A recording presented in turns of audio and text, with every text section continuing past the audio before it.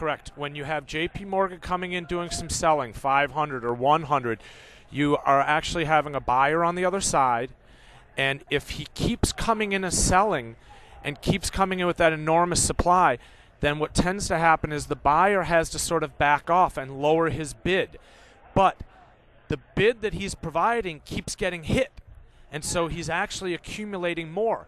And so the seller is pushing prices lower in search of more bids, okay? Because again, the buyers are less willing to pay that price repeatedly because they realize that there's supply prevalent, okay?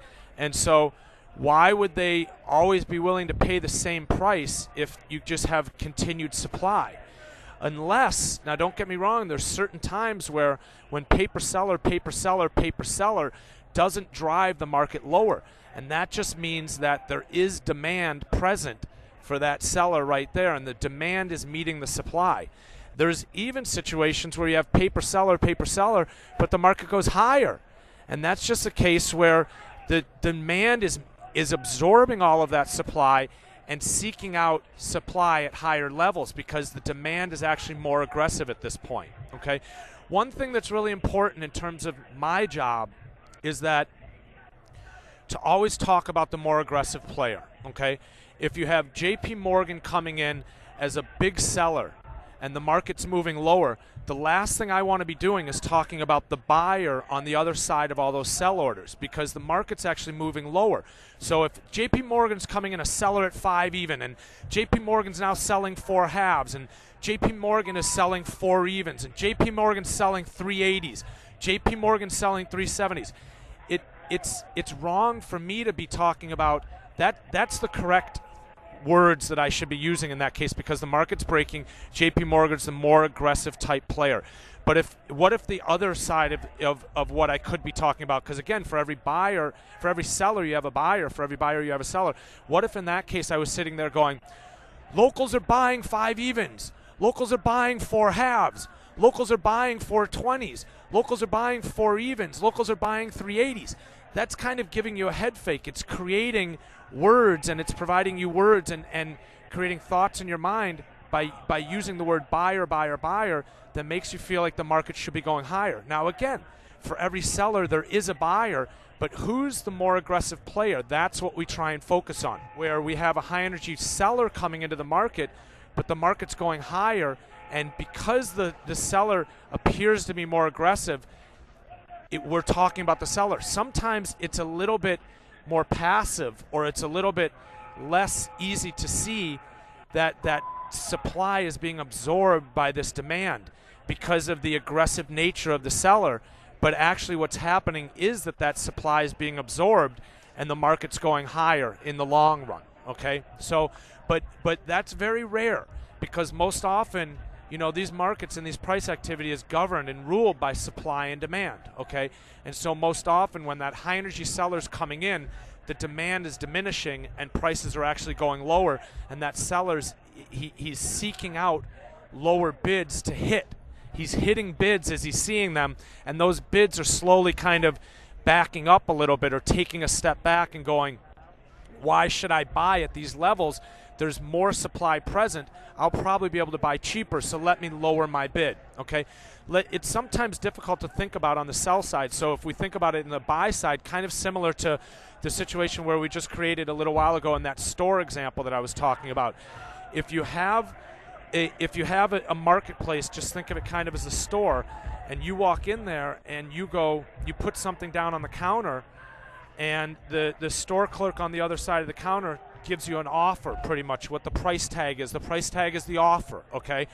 And the price tag says $10.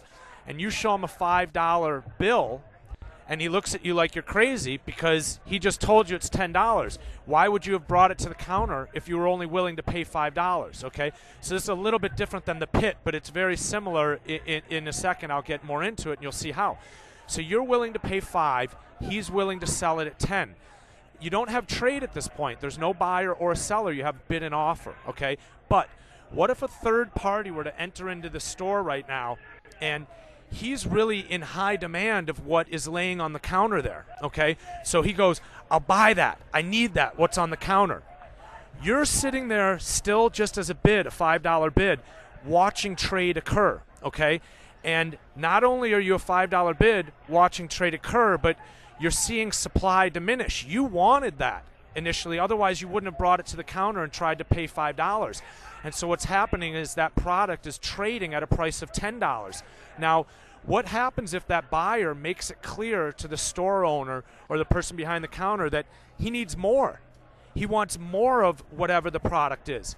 Then the store owner is less inclined to bring more supply out and put it out on the counter at a price of $10, right? Because the buyer's made it clear to him that he needs more of this, okay? So the seller or the will-be seller, I use the word seller kind of loosely there, the store owner is gonna, if he's smart, he'll take a step back and he'll maybe lay a couple of those products out on the counter and go, hey, the price has changed now. It's actually $11, okay? And the high-energy buyer will go, I'll take those. I'll buy them at 11, okay? And the store owner goes, wow, he's buying 10s, he's buying 11s. Next, I'm going to lay these down on the counter now, and I'm going to offer them at a price of 12 this time because he's buying 10s and 11s so aggressively, I can probably get him to pay up and buy 12s now. So why am I going to sell more at 10 and 11 if this aggressive buyer continues to come in and he looks like he's willing to pay 12? Well, he offers them at 12, and the buyer says, I'll take those also. I'll buy the 12s, okay? And the store owner now sees, again, this very aggressive nature. And keep in mind, you're still standing there with your $5 bill in your hand, and you're like, oh, man, imagine if it was water, okay, bottles of water, and you were very, very thirsty, not only thirsty, but you were suffering from dehydration at this point, you know what I mean? And you see these bottles of water trading in front of you, and you really need them, or whatever the product is you really need. Your $5 bid, you're going to be willing to pay up and buy 12s or 13s because that's what the price is at that point, and you need it so bad, okay? So, and that's basically how a market rallies. Yes, for every buyer in that case, you had a seller. Otherwise, he wouldn't be a buyer and a seller. He would be a bid and an offer. But what's really happening is the aggressive nature on the buyer's behalf is creating a situation where the seller, I'm sorry, I use the word seller, well, seller loosely there, but the seller doesn't need to offer any more at that same price that trade just occurred at. He's going to offer at a higher price in order to get a price for his sales, okay?